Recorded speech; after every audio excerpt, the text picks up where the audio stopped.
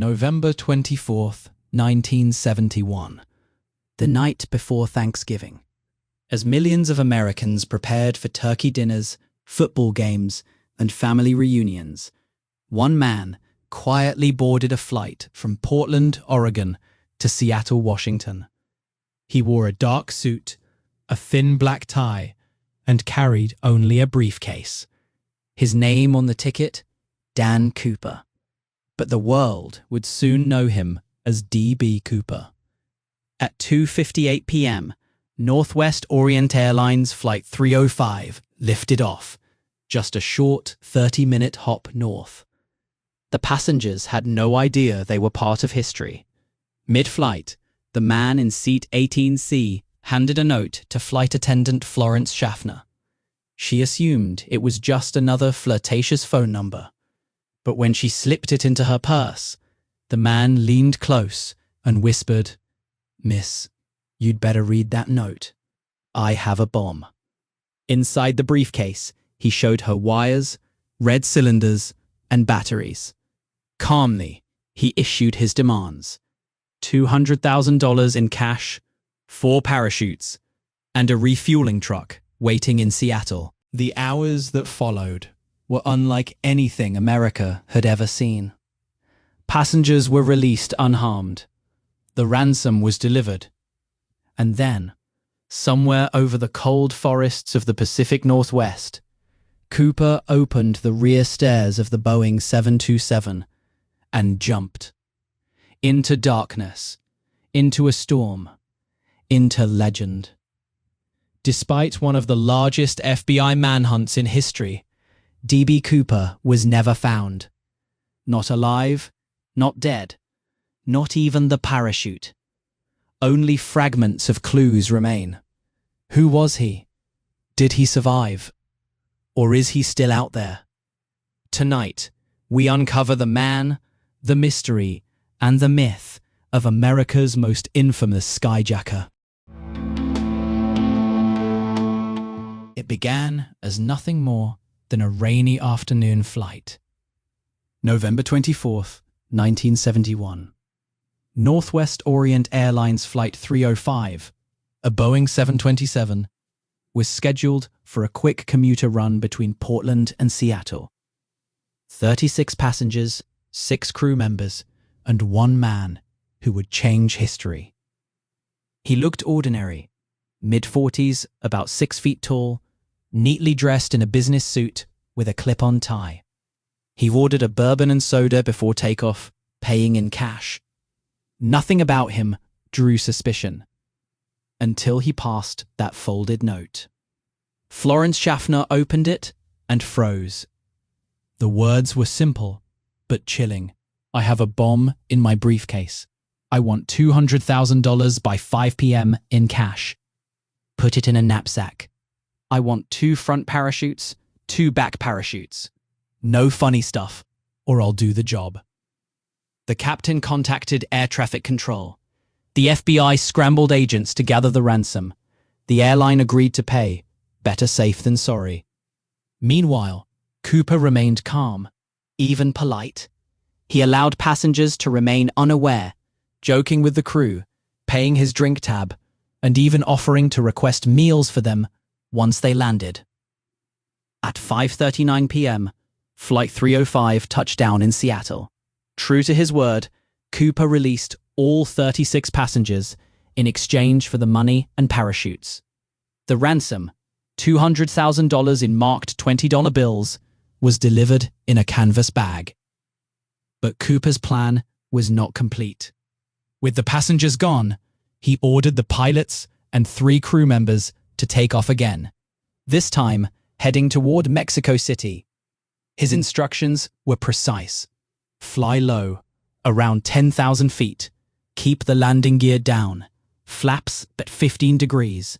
Fly slow, no faster than 200 miles an hour. These were details only someone with aviation knowledge would know. Then, at around 8 p.m., somewhere south of Seattle, the cockpit crew noticed a sudden shift in air pressure. Cooper had lowered the rear stairs. Minutes later, a bump shook the plane. When the jet landed in Reno hours later, the rear stairs were still open. The man who called himself Dan Cooper was gone. No one ever saw him again. By sunrise on November 25th, the case already had a name: NORJAC, short for Northwest Hijacking. The FBI mobilized what would become one of the largest investigations in U.S. history. They began with evidence left on the plane: Cooper's black clip-on tie, a tie pin, and cigarette butts. Fingerprints were lifted, but none matched anyone in FBI records.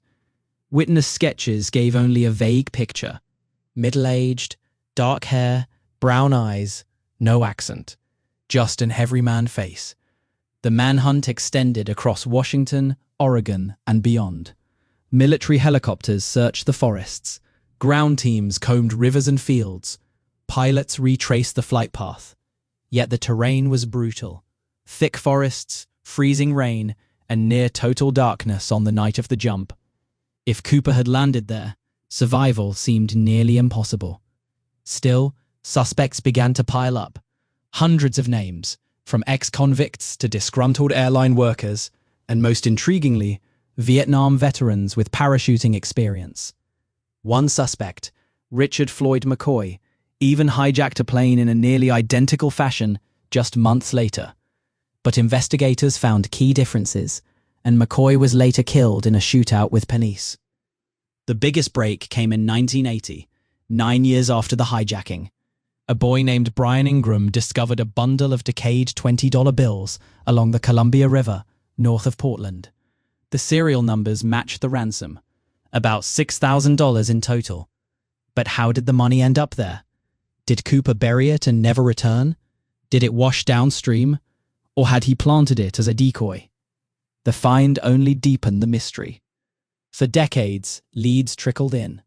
Tip lines, confessions, books, documentaries, all claiming to solve the riddle.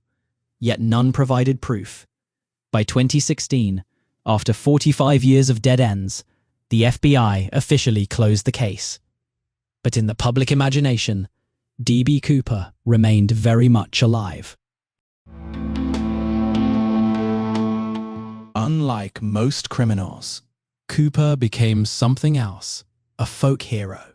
He didn't fire a shot. He didn't hurt anyone. He was calm, polite, even generous. To many, he was a rebel who outsmarted the system. But theories about his fate are endless. Did he survive the jump? Some experts insist he couldn't have. The storm was fierce, visibility near zero, and the wilderness below unforgiving. Without training, he would have died on impact. Yet others argue his careful instructions to the pilots suggest real expertise, possibly military. If he did survive, he could have blended back into civilian life, never to be found. Over the years, suspects emerged. Dwayne Webber, who confessed to his wife on his deathbed. Kenneth Christensen, a former airline employee with mysterious cash. Even McCoy, the copycat hijacker. Each theory sparked headlines, but none ever delivered certainty. The legend only grew in pop culture. Songs were written, novels and movies reimagined his escape. He appeared in TV shows like Prison Break and even in Marvel's Loki, where he was portrayed as a mischievous prank by the god of mischief himself. And then there's the money. Those $20 bills found on the Columbia River remain one of the strangest clues. Did Cooper drop them during his landing? Or did nature scatter them? The FBI never solved it. What we know is this: D.B. Cooper remains the only person in U.S. history to successfully hijack a plane, ransom the government, and escape without leaving a trace. More than 50 years later, the mystery endures because it taps into something deeper.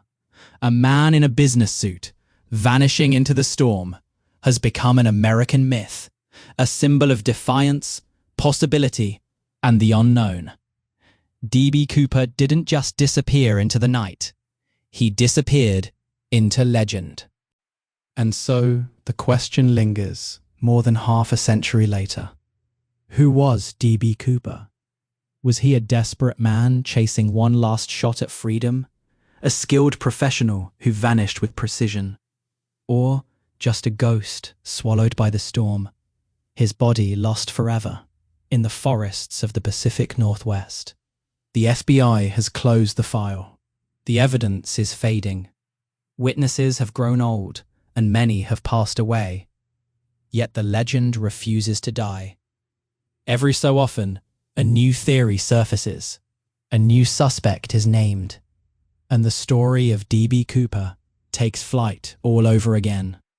Maybe the truth is out there, buried under moss and pine needles. Or maybe the truth walked away in silence, blending into the crowd, never telling a soul. But one fact remains unshakable.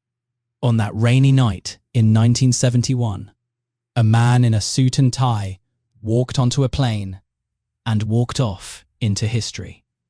D.B. Cooper remains America's greatest unsolved mystery.